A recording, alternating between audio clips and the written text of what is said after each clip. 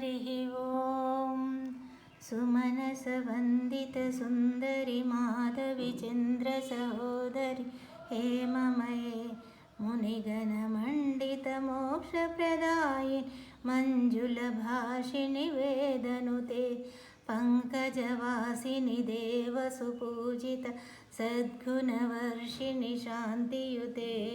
जय जय हे मधुसूदनकामिनि आदिलक्ष्मि जय पालय माम् आदिलक्ष्मि जय पालय माम् ऐकलिकल्मषनाशिनि कामिनि वैष्णवि वैदिकरूपिणि वेदमये क्षीरसमुद्भवमङ्गलरूपिणि मन्त्रनिवासिनि मन्त्रनुते मङ्गलदायिनि अम्बुजवासिनि देवगणाश्रितपादयुगे जय जय हे मधुसूदनकामिनि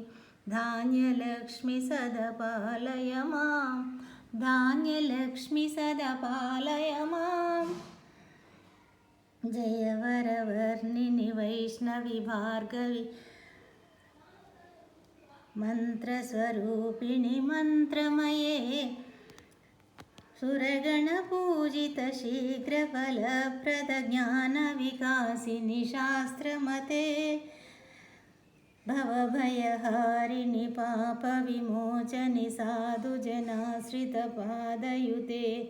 जय जय हे मधुसूदनकामिनि धैर्यलक्ष्मि सदा पालय माम् धैर्यलक्ष्मि सदा पालय माम्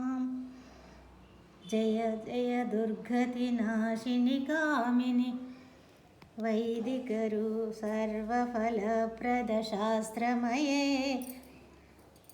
रतगजतुरगपदातिसमावृत परिजनमण्डितलोकनुते हरिहर ब्रह्मते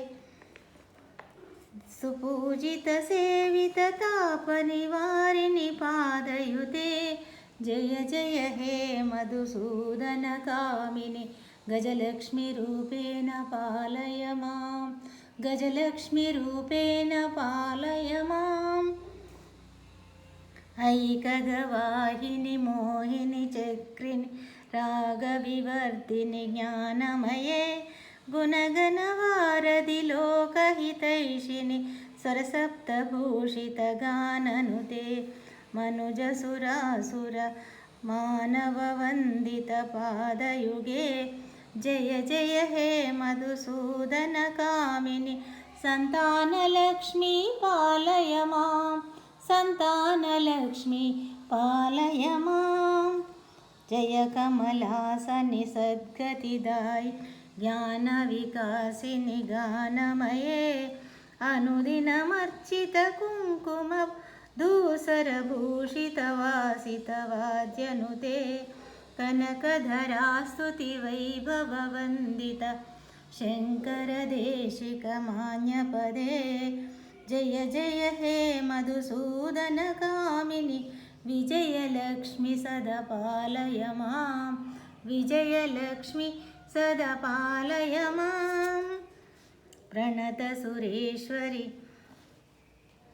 भारति भार्गवि शोकविनाशिनि रत्नमये मणिमयभूषितकर्णविभूषण शान्तिसमावृत हास्यमुखे नवनिधिदायिनि कलिमलहारिणि कामितफलप्रदहस्तयुते